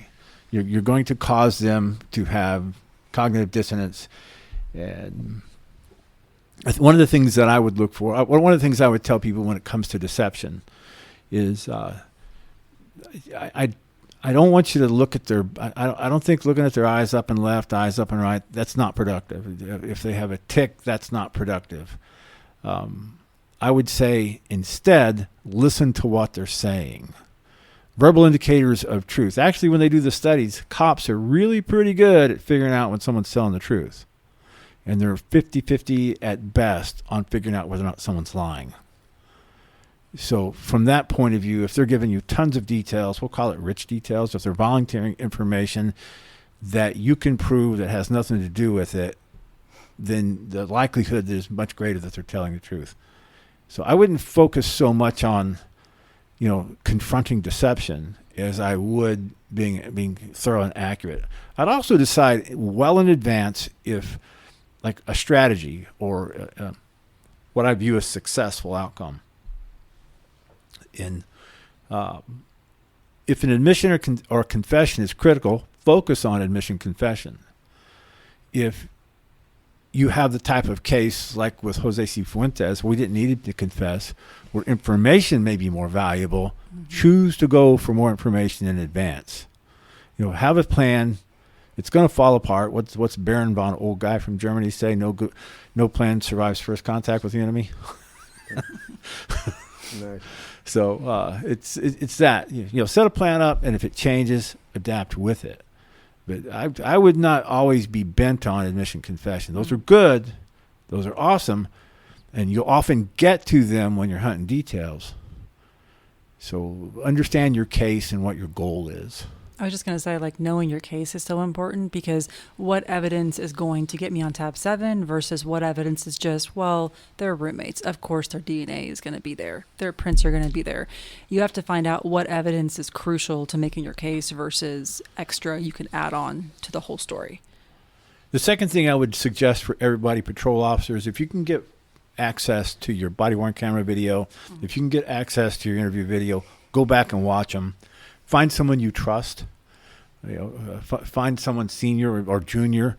Like good old, I have to say his name. Eddie Ibarra showed up as a better interrogator on day one. His very first murder confession was my case. It was a pretty easy one, but this poor guy killed his brother-in-law and then told every human being he had contact with that he did it after that. So the pressure was off for Eddie. He was just like, it's just gravy. The maintenance man's walking by. I killed him. And we got Eddie up there. I killed him. Okay. So you got to start somewhere. Yeah. Anyway, practice and then watch yourself, and make observations and have someone discuss with you. What do athletes do before games? They watch film. What do they do after a game? They watch film. And if they have a weakness, they get a strength coach in there and say, all right, we're going to up this activity, this particular, this burst drill or this lift or whatever it is to get better. It's the same thing with interviewing. When when this person said this, you cut them off and you never went back to it. It's very similar to that. Because I'm telling you, that's when everybody at Dallas Homicide got better, is when we could watch each other. Did that become a practice that across the board, were there just some people that really got buy-in with going back and watching film? Is that what y'all kind of did collectively? Is like, this is how we can get better. This is a tool. Okay, that's not actually a fair assessment. Okay. We were all absolutely convinced that it was the worst idea in the world. Of course, yes. Yeah. I was probably the biggest naysayer. This is dumb. Okay. We're never going to get a confession. Again, everybody's going to learn our tricks. And I could not have been more wrong. I was just absolutely wrong. And you look back on it, and I think that it's a lot like the body-worn camera and the dash cam thing. Everyone thinks that it was going to be awful for law enforcement, and it's just just the opposite. Most police officers are decent human beings and treat people well, and most often it reveals the truth. And if the truth of the matter is that you're rude in an interview room, it's going to get revealed. And that's something you're in control of. How you treat someone is something you're absolutely in control of, yes. But it also, I think, like body cam helps us, because in the interview, I was with him for 3 hours. I asked him, if there's another explanation, this is your chance. If you're telling me you were somewhere else, give me the information. I will go look into that. I will look into this alibi. But if I don't know what to look for, how can I look? Dallas is a big place. There's a lot of people. So when he goes to trial, I can say, I asked for information. I asked for witnesses. I asked for people to contact, and they gave me nothing. So how can I investigate nothing? So it shows that you're after the truth, not after that client. You're not going after one person. You're going after the whole story. I think it's super important to be open-minded, too. I had more than one suspect. I actually had warrants on 2 different people. I had they weren't strong cases. It was single witness identifying them. That's probable cause. That's enough for a warrant. And get them in the interview room, and they persuaded me on 2 different occasions that they didn't do it. Then you go back and you put in the work, that extra effort we're talking about, and then you prove, yeah, I've got the wrong guy. That happened to me twice, and it really opened my eyes that, all right, I listened to this individual. And the fact of the matter is when you're working around dope cases, there's a lot of disinformation. There's just all kinds of things that can go wrong with those kind of cases. You're not going to just you're going to find a lot of people there who are smart, they're clever, they're crafty, and they have poor judgment. And so in a moment like an interview or an interrogation, they're going to lie their brains out to you. John, you talked a lot about techniques and how the flow of an interview will go. Can you talk about when you're interviewing witnesses and at some point during the interview or it turns into an interrogation of a suspect that you're actually in front of the actual suspect? I'll give you one very brief, quick war story. I'm working with Ken Penrod one week, and it was during the summertime. We were short-staffed, so you find yourself going out on the same with calls on the same person over and over again. And me and Ken Penrod, on 2 occasions in 1 week, we go and knock on a door. We're looking for a witness, and on 2 separate occasions, we get there and we figure out we're talking to the suspect very quickly. It very rapidly unfolds. They say things to you that only someone who was there would know, and we both figure out neither one of us have handcuffs. And we very kindly, would you please come with us? And on 2 occasions, we talk suspects into a squad car or to a smooth car, and we go downtown. That happened to us twice in 1 week, and after that, I went to a shoulder holster that made you carry a set of handcuffs. But you're absolutely right. You're in a room, and you're talking to someone, and you realize they have way more information than they're supposed to. Often, you're talking to someone as a witness, and you have a group of people there. You've had a call go out, and somebody else that's being interviewed, one of your fellow detectives, will come and knock on the door and say, "You need to come out here." And you're talking to the suspect. These other people just told us. That happens occasionally as well. And how does your mind change, like in the middle of it, when something hits your thought process? Holy shit! I believe now this is the guy or gal. How does that quickly? Because I would imagine you have to be deceptive that you're not actually onto them. I would. You definitely. I think when it comes to an officer being deceptive, I would never encourage someone to bring a patent lie or a charade into an interview. I think sincerity is very powerful. And I think if someone asks you a question that would have you want to disclose something, you need to let them know there's going to be some conversational boundaries in here. I'm not going to tell you everything. Mm-hmm. And I'm going to ask you questions that I already know the answer to. And so I would say withholding information is critical. It's Andrea mentioned the strategic use of evidence, and that's one of the tenets. Good detectives, their goal is to have the individual that you're interviewing tell you something that you can corroborate independently. In other words, I want them to tell me something that occurred there that only someone who was there would know.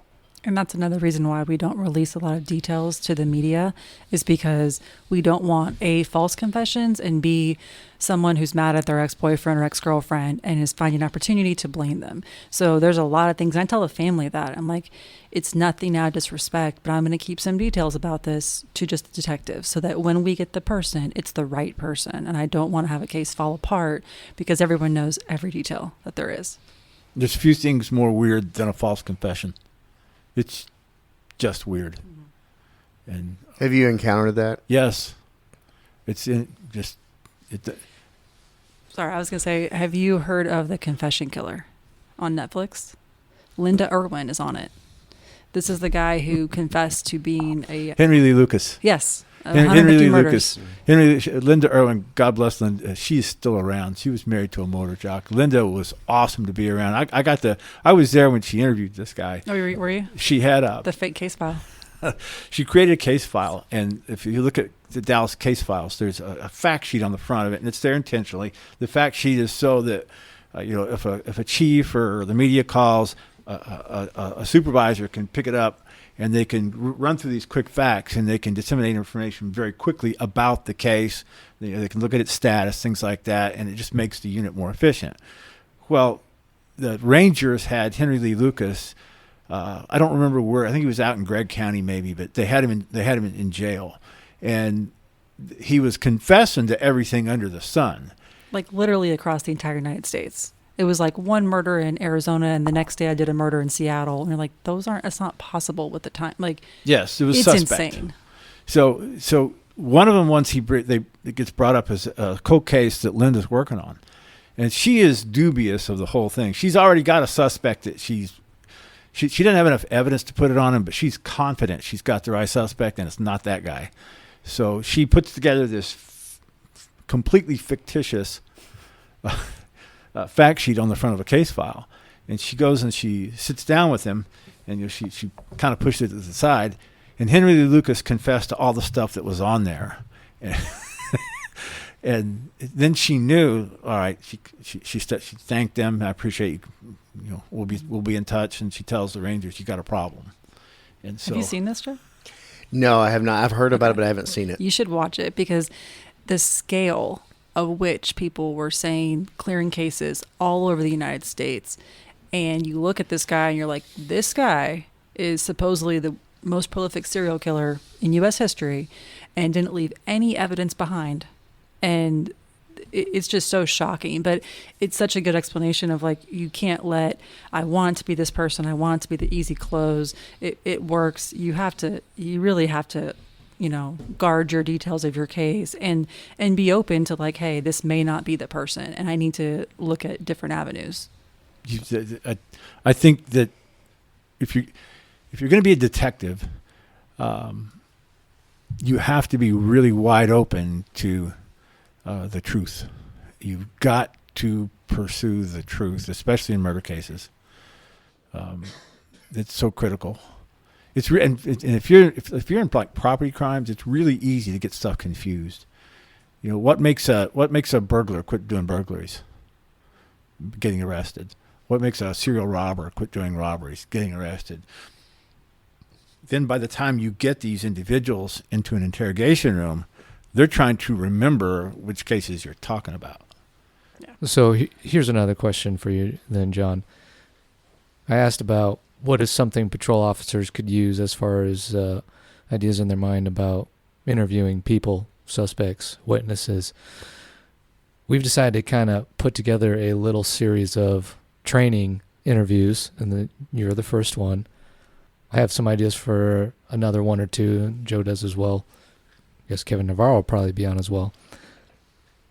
I'm going to ask you, what do you think we should have on for topics or for training? I think that there is a real absence or a void of training on mass casualty, mass shooters, active shooters. If you look at that, law enforcement is actually pretty good about response to one. We have an active shooter, get people there. If you can do a 1 or a 2-man team or a 4-man team, how to execute that tactics, that training is there and in pretty good shape. But if you look at the before, left of the bang, or the after, right of the bang, is I've stolen that from Scott Donovan, by the way. Active shooters often engage in very similar behaviors leading up to what's going on. And so there's a branch, the Secret Service INTAC Unit, National Threat Assessment Center is what that stands for, does a really good job of what they call behavioral threat analysis. So the goal of behavioral threat analysis is not ever to predict someone's going to be violent. That's not their goal. Their goal is to prevent the violence. And it's we're not saying this person is absolutely going to be an active shooter, but they're on the pathway to that violence. And the whole, it started out at LAPD in their stalking unit. They had it off-ramps, is I think what they called it, off-ramps to violence, where you get someone, the Secret Service had an exceptional case study where they went and they asked these would-be assassins, who some of them later became, and they abandoned their targeted Detecti and they move on to like a schoolyard. And they ask them what motivated them and things like that. And it's very interesting. They have very common traits. And so psychology is just now picking up this field of study. And I think that's something that every law enforcement professional from coast to coast ought to have some training in. It doesn't need to be a part of basic training. It's not a basic skill. But it needs to come, somewhere. Start with the FTOs. Train them first.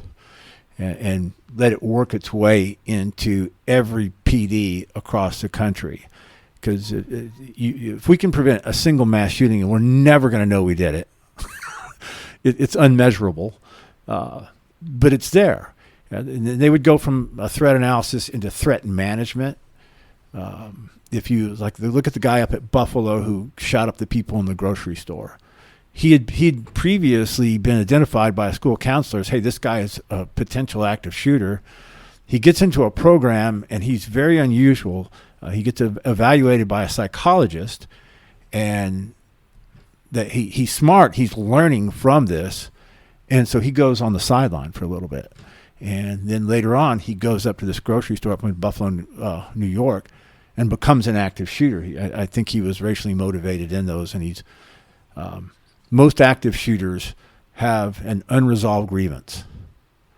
And I'll never forget, I've seen video from this exceptional case study. There's one kid, he's very young. He's like 13, 14 years old. Up in Arkansas, he kills a school, a yard full of school children. Later on, they ask him, what led you to do this? And his quote was, it stuck with me, is that I couldn't figure out how not to do it. Well, cops solve problems by arresting people. These individuals, like the guy up in Buffalo, he hasn't done anything that's an arrestable offense, but he's made it obvious that he has got the psychological traits that make him a potential active shooter. So there's your void.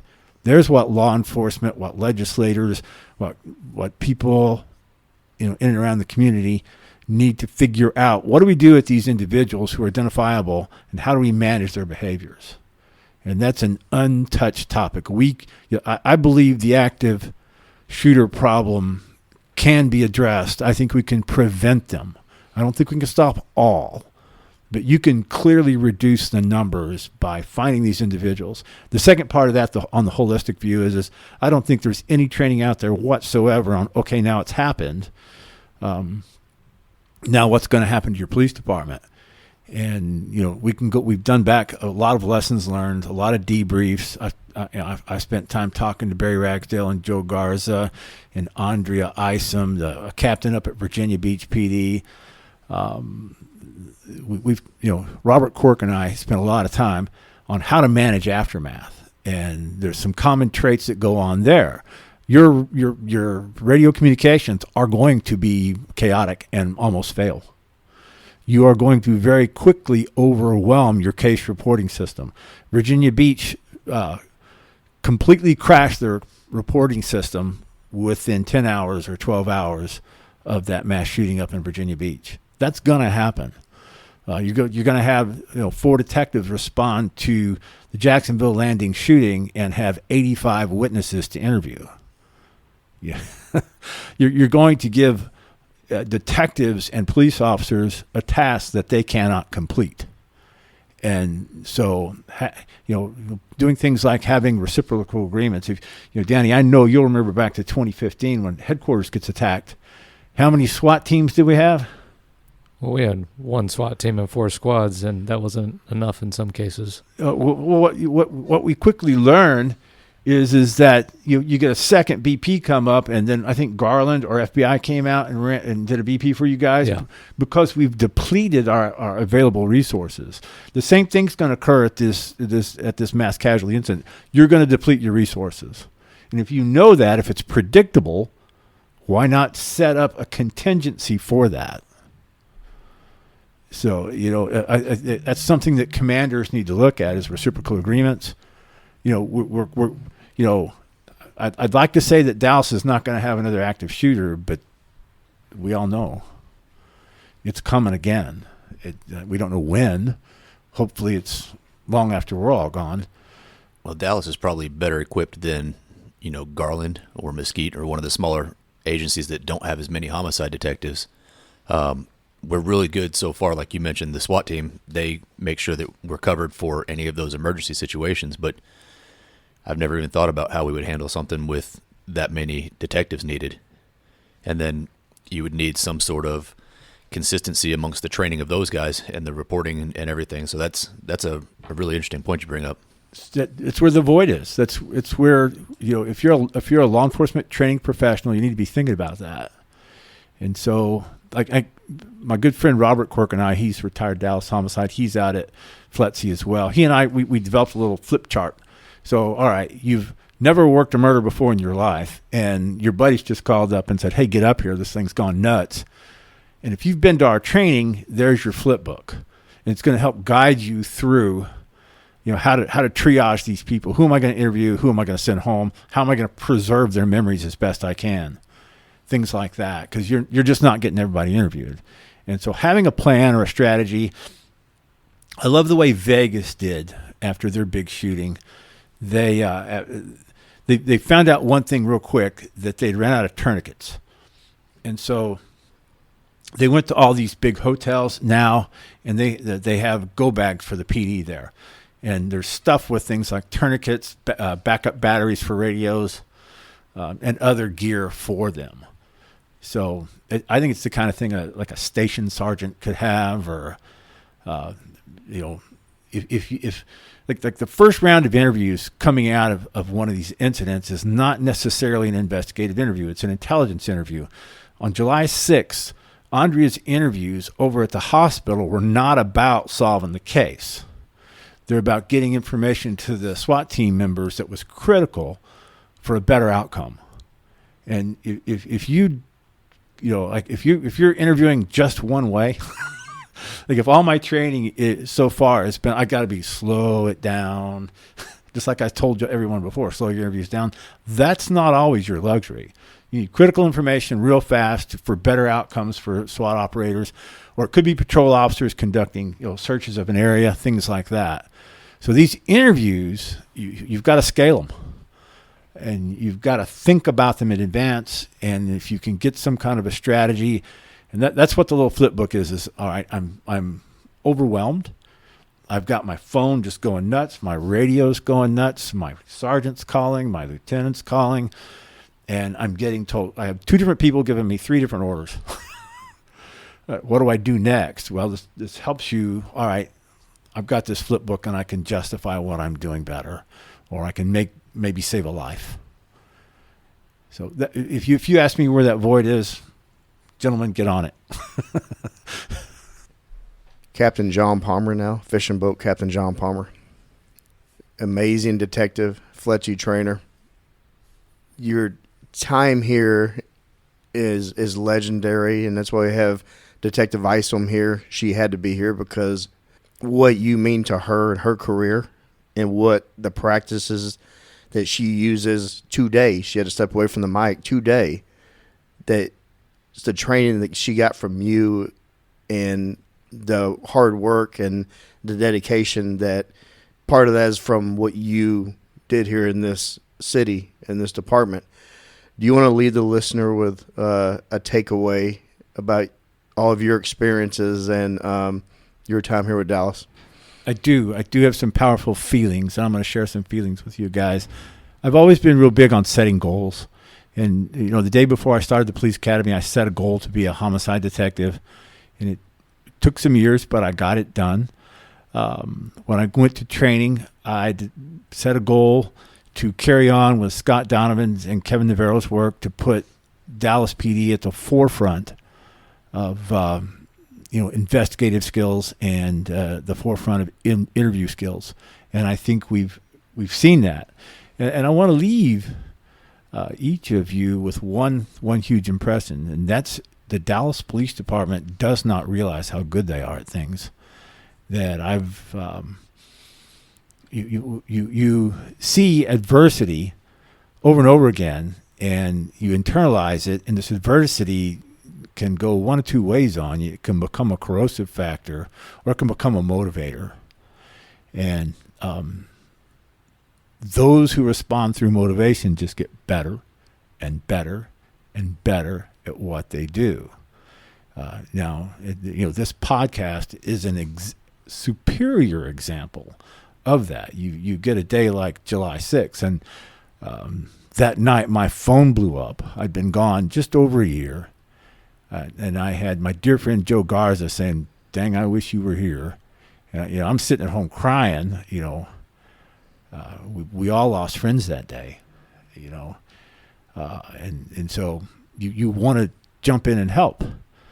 But I guess when you get into these feelings, you realize that, I'll never forget, we were, Dallas PD is involved in a study, and it's a body-worn camera study, and it's in conjunction with Arizona State University and Bill Terrell, Dr. Bill Terrell. It's pretty cool stuff. It's cutting-edge de-escalation study is what it is. And during that, we come back with study results, the Behavioral Science Division out here, and we want to provide these results, and we raise the possibility that, hey, maybe this de-escalation thing has some roots in hiring practices. And the chief on hand says the first thing we check them for is a pulse. Then if they can pass the PT, they're in. We need people. So you've got this balance of I want excellence versus staffing needs. And the real question is can you train the asshole out of somebody? That's the real question. Let y'all figure that one out too. But when you have an organization like the Dallas Police Department who has been chronically overstaffed for years, authorized strength versus actual staffing, what happens? A lot of things happen, but one of those is reps. These police officers get more and more repetitions. How do you get to mastery of anything? How many repetitions does it take? 10,000? Well, that's what you've got. You've got people like Andrea Isom, or I'll use the example of Kevin Navarro. When he first comes to homicide, he'll tell you that there wasn't enough time to properly train, so all he got was the laydown cases. And so he was interviewing people every night over and over again, and he says, I just got better and better at it through practice. Well, that's what's going on here. You've got just over 3,000 of some of the most practiced police officers in the world. Compare our staffing ratios with LA, Chicago, New York, and per capita, Dallas cops are getting dog years. You're getting 7-1, and it's making you better. The really good ones are rising to the top. You've got the Danny Canettis, the Joe Kings of the world, the Andrea Isoms, the Eddie Ibarras. The list is too long. By the way, I want to say that I did try out for SWAT once, and I got beat out by Claggett, and that's always hurt my feelings. That's a tough loss. I don't know. Maybe you can take him now. I don't think so. The same day I tried out, it was him, and I kept up with him on the run, and that was it. What I'm telling you is Dallas Police Department produces very good detectives and very good officers. And if you're a college student listening, come here and be a cop. No, you're not going to get paid good. Yeah, your pension's going to suck, and there's going to be all kinds of problems. Whatever. Get over it. You're going to make compromises in your life. You're going to buy a house that costs way too much. You're going to commute too long. You're going to get stuck in traffic. And yet you're going to work with the finest police officers there are available. And that's what I would tell someone who's on the outside looking in. Come on in.